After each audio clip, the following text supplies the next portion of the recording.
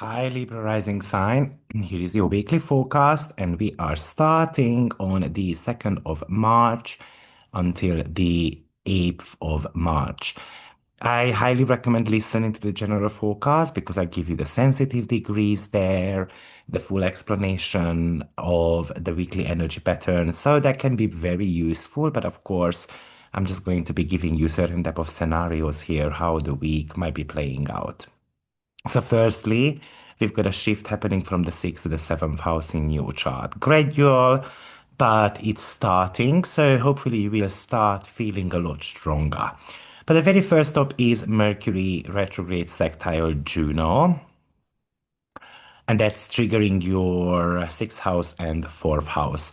And maybe it's a family member who is giving you a practical hand, organizing something chaotic, helping you out with a daily chores, or you are agreeing with the family members that they have to chip in because you cannot do everything on your own. You can even find something that you have lost at home. Or maybe you are finishing off something that you have been procrastinating for a while. However, there could be miscommunication with family members, roommates, like whose job it is to clean, I don't know, the fridge, for example. And that can lead to kind of like a bit of a, frosty atmosphere. And also imagine that, especially if you work from home, it can feel like it's very cramped, the desk, or you might be struggling with balancing out your family obligations as well as the work opportunities. Then we have got Mars entering your sixth house this week as well, and that's another Piscean activation. And positively speaking, this is about you getting things done. You might even find the repetitive task a little bit more kind of like a meditation. And maybe you are ready to implement this new health routine as well. Maybe it's yoga, swimming, certain type of holistic healing. The negative side of it could be getting sick, actually. So you might want to be a little bit careful with flu. It could be a bit of a fatigue as well, or there could be a lack of clear communications, for example, with a coworker, which might result in having to redo an entire afternoon's work, for example, or low physical energy. But maybe a certain type of like symptoms that disappear once you rest. Then the very next stop is Sun and Palasatene conjunction, and that is happening again in Pisces, which is, of course, again your sixth house. And maybe this is about you finding a very good way to organize your daily workflow, or you're ready to be a little bit more focused on your health habits. But this is something that we have to be doing on a regular basis. Like we are going to be dedicating 2 hours of time every single day to a task. You can recognize some physical patterns in your body as well, maybe like food triggers and so forth. And maybe that's going to be able to help solve a minor health issue. The negative side is that you can become too obsessed with the perfect routine, and imagine also that a coworker finds your strategic approach to be very intimidating and too cold, and that could lead to certain type of like arguments. The very next stop is, of course, Bacchus entering the seventh house. So that's the first trigger to that Saturn and Neptune conjunction, really.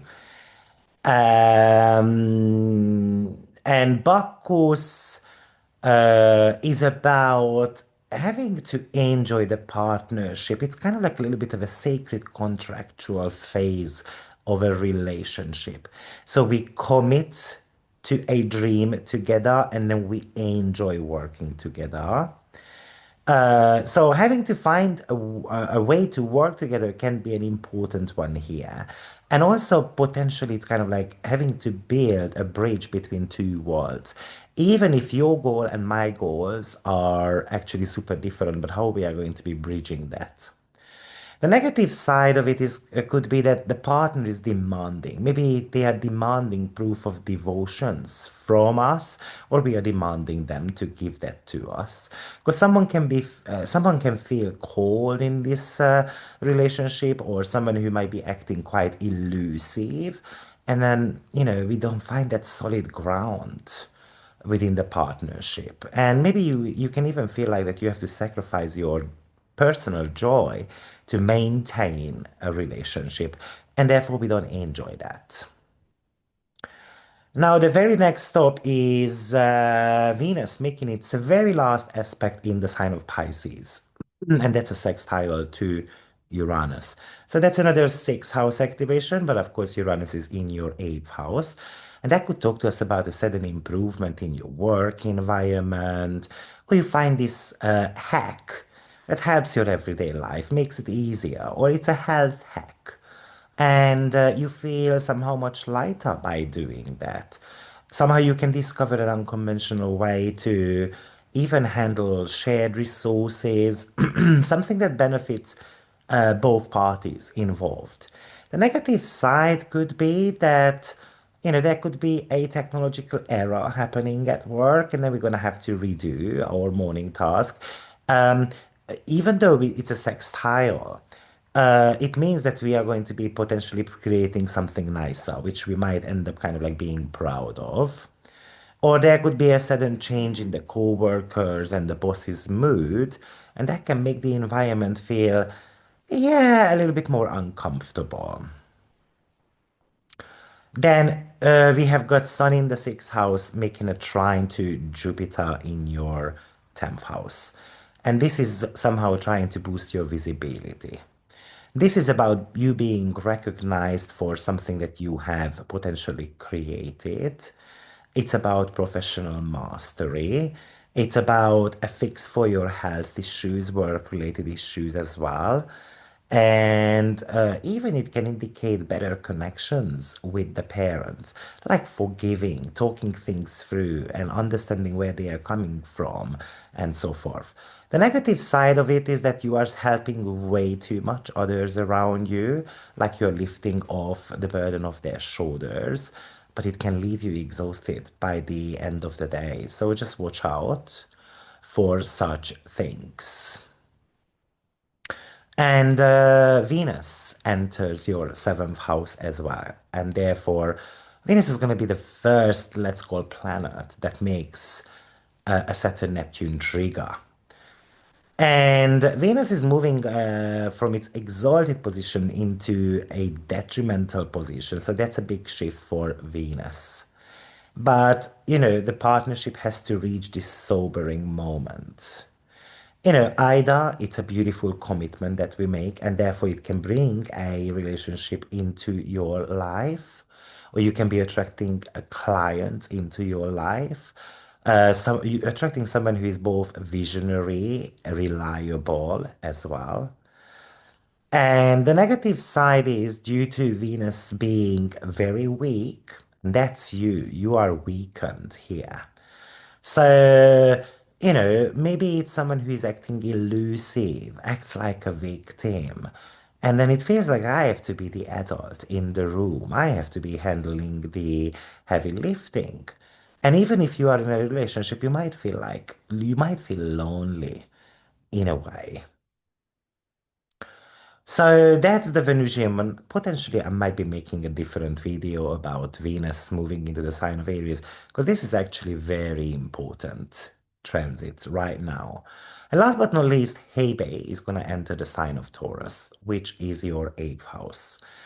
And maybe you kind of find a lucky way to manage a debt, something that makes you more feel more empowered, less burdened. Maybe it's you are ready to make a intimate connection with someone. It's a bit of a physical replenishment as well.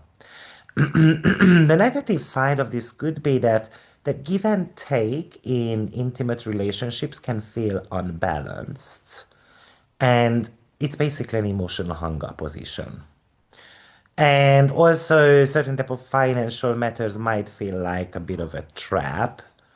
and I'm still having to be dependent on someone. So I can get kind of like frustrated by that. Therefore, let's say I cannot leave work behind. So these are the main astrological patterns for you for the week ahead. So, like I said, the biggest transition here is that sixth and seventh house. And remember, sixth house is about self-care, while the seventh house is the needs of the others in our life. So how are you going to be balancing that out? Of course, having a lot of Piscean energy makes you more romantic, more sensitive, more spiritual, more sensual as well. And maybe you are struggling to say no to the needs of others. And, that could be the downfall of that. However, it could be a super creative and productive time also. And if we start putting, because Mars just entered the sixth house, so we can put a lot more energy into getting things done, finishing off projects. While Mercury retrograde says that we might have to be revisiting these projects. And also, this is again, watch out because it's not just about dreaming, but it's about basically chasing down your dreams. And that's what the Aries is going to start talking to us about. It's not enough to dream anymore. It's more about from daydreaming moving into more of a doing type of phase. I think Venus in your seventh house says that maybe your relationship needs a bit more intimacy, a bit more love and caring. And we can actually talk about this, we can actually initiate this. Maybe we need a bit more sensual moments if that's possible. But your sixth house is a little bit more goal orientated and it's ready to tackle challenges and it's ready to potentially achieve something. So, of course, the question is, what's your drive? So, good luck, Libra rising sign, and I will see you next week. Take care. Bye bye.